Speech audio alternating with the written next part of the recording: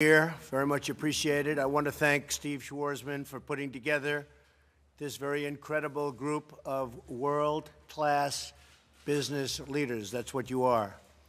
Also joining us are Secretary Betsy DeVos, Secretary Wilbur Ross, Secretary Elaine Chao, EPA Administrator Scott Pruitt, and my Budget Director, Mick Mulvaney. That's an easy job. Where's Mick? Such an easy job. It's the easiest job of anybody in the government, right, Mick? At the top of our agenda is the creation of great high-paying jobs for American workers, and we've made a lot of progress. You see what's going on. You see the numbers. We've created over 600,000 jobs already in a very short period of time, and it's going to really start catching on now because some of the things that we've done are big league, and they are catching on. Already we've created more than almost 600,000 jobs, and yesterday Toyota just announced that it will invest more than $1.3 billion, it's probably going to be $1.9 billion, into its Georgetown, Kentucky plant, an investment that would not have been made if we didn't win the election. We have a lot of work to do. In the last 2 decades, our nation's lost a third of its manufacturing jobs, and our business tax is one of the highest in the world. It actually is, of developed countries, the single highest tax anywhere in the world. For too long, we've punished production in America and rewarded companies for leaving our country, and we're going to reverse that. We would reward companies, give them incentives to leave. NAFTA is a disaster. It's been a disaster from the day it was devised, and we're going to have some very pleasant surprises for you on NAFTA, that I can tell you. My administration's already taken historic action to unleash job creation. We've signed dozens of bills and executive actions to reduce federal overreach and expand domestic production. On the environment, we're going to be very, very careful in the environment. It's very important to me and the administration, but we've allowed a lot of companies to go back to work. They were being restricted. Their jobs were being restricted. We've unleashed a lot of companies, especially right now in the energy sector. You see what's going on there. It was impossible for people to do what they had to do, and now they can do it. It's all done. We're also working to modernize our economy and harness the full potential of women in the workforce, which is crucial to our economic success. Economic confidence is sweeping the nation. You saw the new survey that came out. It's at 93, which is the highest it's ever been. 93% of manufacturers are optimistic about the future. It was a 27% increase over 2 months ago, when it was also high because of the administration, and much higher than it's ever been. 93%, highest it's ever been. This is just the beginning. We're going to reduce taxes. We're going to eliminate wasteful regulations, which we've already done, probably 25%.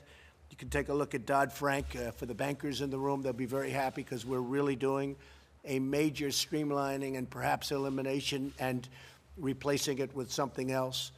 But that'll be the minimum. But we're doing a major elimination of the horrendous Dodd-Frank regulations. Keeping some, obviously, but getting rid of many. And we're going to put many millions of people back to work. The banks will be able to lend again. So many people come to see me. I see them all the time, small businesses. They're unable to borrow from banks. They never had a problem 5, 6, 7, 10 years ago. They had great bankers. They had great relationships. Now they can't borrow. And we're going to let the banks loan them money, and they can build their businesses. So with your help and insights, we will use the private sector innovation to drive job creation and reform government. A lot of reform. You know, we have a computer system in this country that's 40 years old. So when you hear we're hacked and we're this, that, we're like easy targets. And one of the things we're doing, in fact, we're working with a very, very wonderful woman from IBM and others, okay, many others. It's like when I said to Lockheed, I like the F-35 fighter jet, but then I said, but I also like the Boeing F-18. Okay, so I love your computers, but we're also looking at others, all right?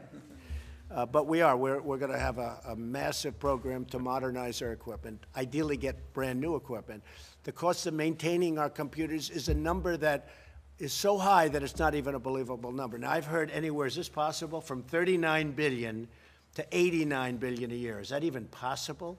That's for keeping our computers updated and running. And I think we can buy a whole new system for less money than that, wouldn't you say? I mean, I hope so. We'll give you 10 billion right now, monitor. So I want to thank everybody for being. I know most of you, you really are the top. And I want to thank my friend Jack Welch for being with us too. I've known Jack so long. We did deals together, right? Trump International, big success, and the other one on Park Avenue. We had great success together with your real estate group, who are terrific people, Dale Fry and everybody, right? Terrific, and John. So I just want to thank you. You've been a special guy for a long time. And we'll get down to business. Maybe before the media leaves, we can go around the room and we'll just introduce. We all know Steve, and I want to thank you, Steve, for putting the group together. Would you like to say something while all those cameras are running?